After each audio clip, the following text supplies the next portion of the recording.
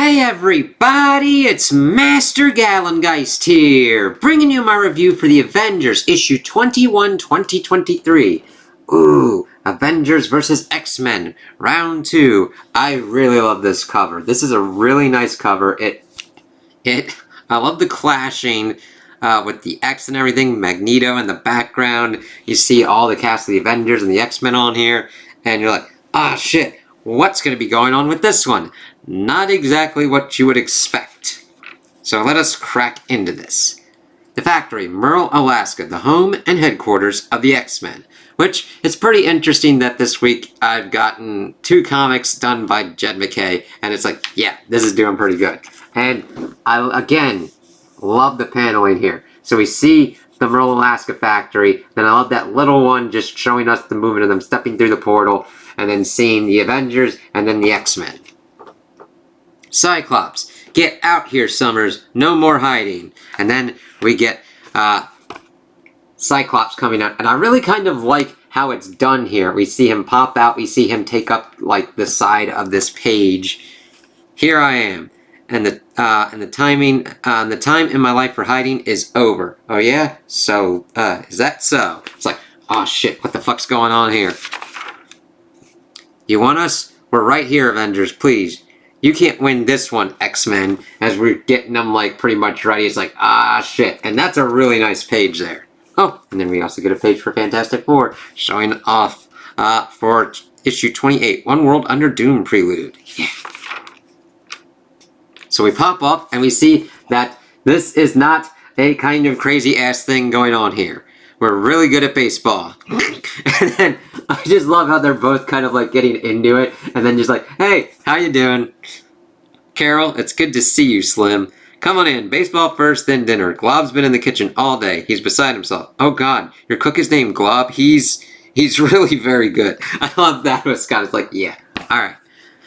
So, Avengers vs. X-Men. The X-Men lead by 1 run. Just imagine how embarrassing it would be. Hush now, Captain America striking out at the national pastime. So much on the line. It's like, oh shit. And I kind of like how the kind of different kind of paneling stuff that we got. And usually it's kind of more diagonal, and mainly kind of ones that I've seen that Jed MacKay kind of like is the writer on. But it gives different kind of like shaking up, though I do like regular paneling as well. It's nice to toss it up here, showing Psylocke getting ready to toss. Hey, I'm the Black Captain America, Hank. The line is where I live.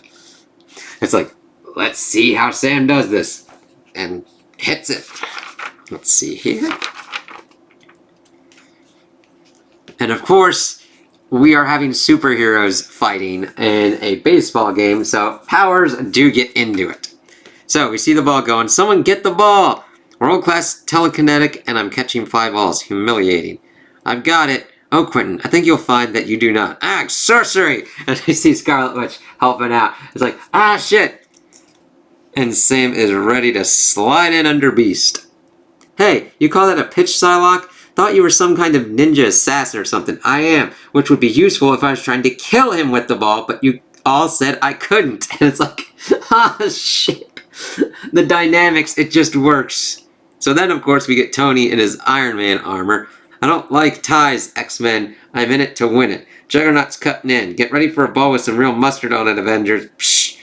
Kane, don't you do it, Kane. We've only got 1 ball left. And yes, always when you are in a baseball kind of thing, it always comes down to we've only got 1 ball left, and you want to leave it to Juggernaut? Don't know what you're talking about, kid. It's like, god damn it. Of course, Magic being one of the other kind of heavy bruisers. I'm just like, ah, shit. Knows what Juggernaut's doing. And of course, the diagonal paneling really works to sell the movement here, as we see Juggernaut wind up and pitch that motherfucker, and it does some shit. Nothing can stop the Juggernaut supersonic speedball. It's like, yep, track trajectory, check trajectory, as it pretty much blasts through. Tony can't do shit. Beast is like, ah, fuck. Oh, for Kane. Well, that was our last ball, so I guess that's the game. As we see a fucking explosion, everything kind of fucked up. It's like, oh my god. You dummy, it's a tie, all because of you. Tie? Maybe for Avengers versus X-Men, but I don't like playing baseball, and I'm hungry and want dinner now. I love that. It's like, you fucking wrote me into this. I'm hungry and I want my dinner. Fuck off. It's like, does that fit with Juggernaut within this team dynamic? You bet you bet your ass, man. So maybe you tied, but I won. Game Juggernaut. It's like, I love it. It's funny and crazy. So then we get to the factory with dinner, and this is great. It gives me the shawarma vibes of just team, like people sitting together and eating. That is what kind of like worked so well with that, with the first Avengers. And just seeing these two teams together, you're like, holy shit, just being able to pick them all out and see what's kind of going on, who's sitting with who, what's kind of going on where. Grew all this yourselves? Mostly yes, but ourselves gives the rest of us too much credit. It's Glob here who does almost all the farming and cooking around here. He's largely responsible for making our factory a home. It's like, nice. Is that true? Well, Ms. Monroe, I mean, it's not like I'd be any good on the field team or anything, but I want to be a part of, the X-Men. Don't sell yourself short, kid. If we hadn't had Jarvis over the years, the Avengers never would have lasted. I'm like, you speak true, Tony. And then we see that Storm gives a little bit more pep to Glob and kisses him on the cheek, indeed. And I'm happy that my old friends have someone to take care of them, and that's really nice. I mean, you get two character things that are awesome out of one. Storm showing her affection for the X-Men, as well as showing appreciation to someone that's taking care of her X-Men. Oh, I've got dessert coming. Excuse me. And then we see Glob pretty much going in there, and really happy and excited, shouting, yes! It's a small, cute little scene, but it tells us something about Glob. It's like, he was happy about that. He was happy about the compliment, the interaction with Storm, and just had a nice little exciting moment. And even to the point where he was carrying dirty dishes and he fucking is dropping them because he's so excited. It's kind of cool. Now, it's really kind of funny that we're getting more on Glob here at the moment when we haven't gotten as much of him in the X-Men series, but we do get some of him. It's just he's mainly at the home base, and most of the time we've got other characters going on around. So hopefully we'll see more of him. So it's really kind of weird for me to be like, yes, he's doing both the Avengers and the X-Men, but it was nice to get some Glob here. And then we get some Scarlet Witch and Magneto. It kills me to see you like this, Father. I assure you, Wanda, it kills me to be seen like this. Despite all my power, ever was I shackled by the failure of my convictions. But when I died and was resurrected, my purpose became clear. A clarity of conviction, I understood what the power I had was for, only for my power to fail me. Kind of how that works out, and I like that it doesn't feel exposition-y to me. So if you haven't been reading the X-Men, you wouldn't be knowing this is going on. But if you're reading X-Men, you're like, yes, we've learned more about this, and this is a succinct way to kind of summarize that for people. For perhaps the first time, daughter, I'm grateful you are not a mutant. And we get that, and him actually like holding her hand and telling her about that. If I may impose, Magneto, with what convictions did you return to life?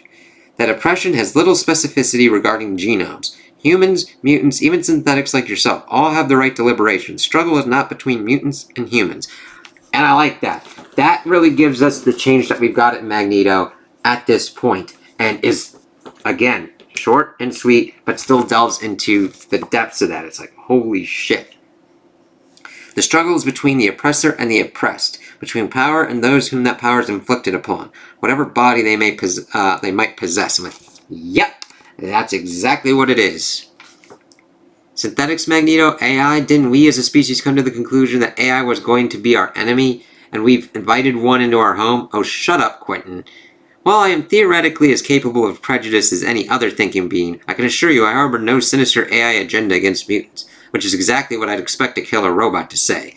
You're being rude, and I have half a mind to lobotomize you. Let me guess, you've been programmed to love and cherish all living beings. All living things. No, that I had to learn. And I love this because we get Quentin being an ass about this, but we get Vision really fucking actually giving very good answers. No, that I had to learn. My core is derived from the Ultron codebase. Magneto no longer sees the world in terms of the mutant-human binary. Ultron never did. His core directive was that all organic life fell under one classification, that which was to be destroyed. The only binary he saw was that which has been murdered and that which has yet to be murdered. And Quentin's like, shit. He's like, yeah, Vision's learned to love and cherish life. We have seen him go through this for decades and years and everything, and it's cool for him to like put that kind of stake there and be like, yeah, it's not me being programmed. I learned that stuff. And living by that. And Quentin's like, damn, shit. So later, incidentally, I appreciate your help with my little hobby.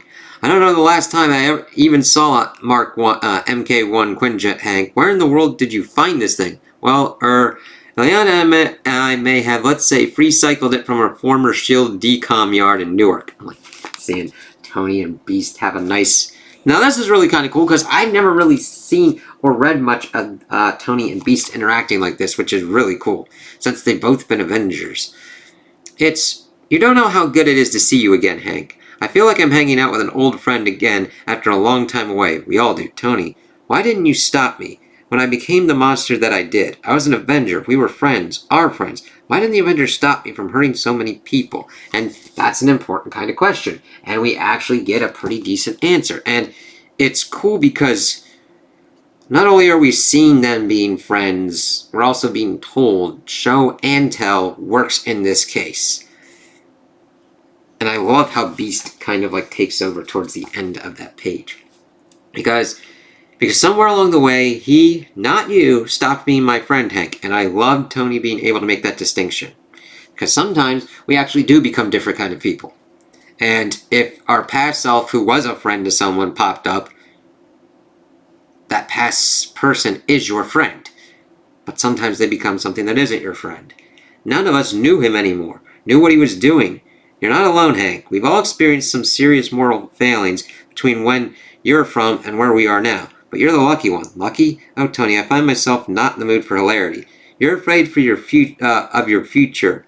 I'm ashamed of my past. I can't change what I've done, but you can choose what you do from this point on. And that is a very important distinction. It's like you can choose to not be that asshole, that fucknut, who did horrible, horrible things. As we also see that Storm's popping up and in. And it's like, yeah, alright. Storm? Yes, little sister? What is it? I didn't fit in on Krakoa, and I don't know if I fit in here either. But then, none of us fit in anywhere, do we? Except for you. X-Man, Avenger, you're at home wherever you are. I'd give anything to have that, as we see Temper talking to her, and Storm just looks fucking amazing there. Beautiful art. I came from the streets of Cairo, ID, and any poise I might have learned primarily, I learned, primarily as an X-Man. Huh. Do you still believe, Storm? And I kind of like her expression as she asks that question of Storm.